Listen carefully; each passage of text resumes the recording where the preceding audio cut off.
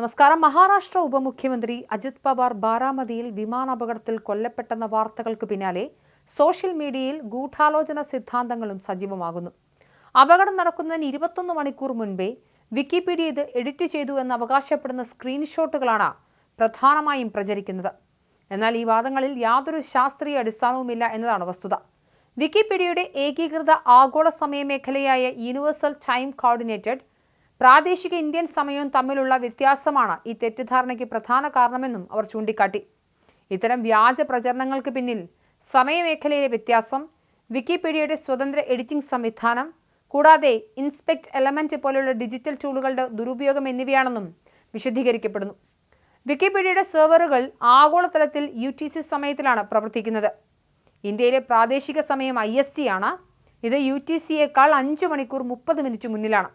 ഇന്ത്യയിൽ ഒരു സംഭവം നടന്ന ശേഷം വിക്കിപീഡിയയിൽ വിവരങ്ങൾ പുതുക്കുമ്പോൾ അതിൻ്റെ എഡിറ്റ് ഹിസ്റ്ററിയിൽ രേഖപ്പെടുത്തുന്നത് ആഗോള സമയമായിരിക്കും.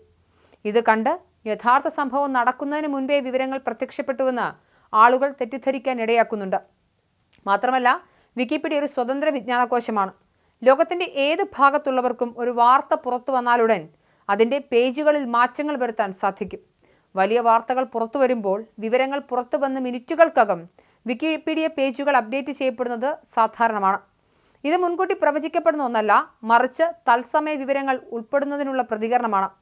കമ്പ്യൂട്ടർ ബ്രൗസറുകളിലെ ഇൻസ്പെക്ട് എലമെന്റ് പോലെയുള്ള സംവിധാനങ്ങൾ ഉപയോഗിച്ച് ഏതൊരു വെബ്സൈറ്റിലെയും അക്കങ്ങളും അക്ഷരങ്ങളും താൽക്കാലികമായി മാറ്റിമറിക്കാനും വ്യാജ സ്ക്രീൻഷോട്ടുകൾ നിർമ്മിക്കാനും സാധിക്കും. ഇത്തരം വ്യാജ പ്രചരണങ്ങൾക്ക് പിന്നിൽ ഈ സാങ്കേതിക വിദ്യയും ദുരുപയോഗം ചെയ്യപ്പെടുന്നതായാണ് കണ്ടെത്തുന്നത്. എന്തായാലും അജിത് പവാറിൻ്റെ മരണം വലിയ ദുഃഖത്തിൽ ആഴ്ത്തിയിട്ടുണ്ട്. ഇന്ത്യയെ 6 വർഷം 4 മുഖ്യമന്ത്രിമാരാണെങ്കിൽ ഒരു കസേരയ്ക്ക് മാത്രം മാറ്റമില്ലായിരുന്നു. അതാണ് ഉപമുഖ്യമന്ത്രി പദം. അത് അലങ്കരിച്ചിരുന്നത് അജിത് പവാറാണ്. മഹാരാഷ്ട്ര രാഷ്ട്രീയത്തിലെ തിരക്കഥകൾ സ്വന്തം വിരൽത്തുമ്പിൽ നിയന്ത്രിച്ചിരുന്ന രാഷ്ട്രീയ വിസ്മയം ബാരാമതിയിൽ ആകാശച്ചുഴിയിൽ എരിഞ്ഞടങ്ങിയപ്പോൾ സംസ്ഥാനം ഇന്നൊരു വലിയ രാഷ്ട്രീയ ശൂന്യതയിലേക്ക് കൂടി മിഴി തുറക്കുകയാണ്. ബുധനാഴ്ച രാവിലെ ബാരാമതി വിമാനത്താവളത്തിലുണ്ടായ ദാരുണമായ വിമാനാപകടം അജിത് പവാർ എന്ന അജിത് ദാദയുടെ അന്ത്യം മാത്രമല്ല, സംസ്ഥാനത്തെ രാഷ്ട്രീയ സമവാക്യങ്ങളുടെ അന്ത്യമാണ് കുറിക്കുന്നത്. അദ്ദേഹത്തിൻ്റെ അന്ത്യം മഹാരാഷ്ട്ര രാഷ്ട്രീയത്തെയും പ്രത്യേകിച്ച് നാഷണലിസ്റ്റ് കോൺഗ്രസ് പാർട്ടിയുടെ 2 വിഭാഗങ്ങളെയും വലിയ രീതിയിൽ അനിശ്ചിതത്വത്തിലേക്ക് തള്ളിവിട്ടിരിക്കുകയാണ്. എന്തായാലും മഹാരാഷ്ട്ര രാഷ്ട്രീയത്തിൽ അജിത് പവാറിൻ്റെ സ്ഥാനം അനിഷേധ്യമായിരുന്നു. അദ്ദേഹം ഇന്ന് രാവിലെ മരണപ്പെട്ടു. അദ്ദേഹത്തിനൊപ്പം 4 പേർ കൂടി കൊല്ലപ്പെടുന്ന സാഹചര്യമുണ്ടായി. എന്താണ് മരണകാരണം എന്നത് സംബന്ധിച്ചുള്ള അല്ലെങ്കിൽ വിമാന അപകടത്തിലേക്ക് നയിച്ചതിൻ്റെ സാങ്കേതിക കാരണങ്ങൾ ഉള്ളത് അന്വേഷണത്തിലാണ്.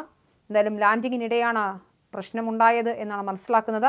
ബാരാമതിയിൽ അദ്ദേഹം ഇന്ന് രാവിലെ കർഷക സംഘടനയുടെ മീറ്റിങ്ങിനെ അഭിസംബോധന ചെയ്യാൻ എത്തിയിരിക്കുകയാണ്.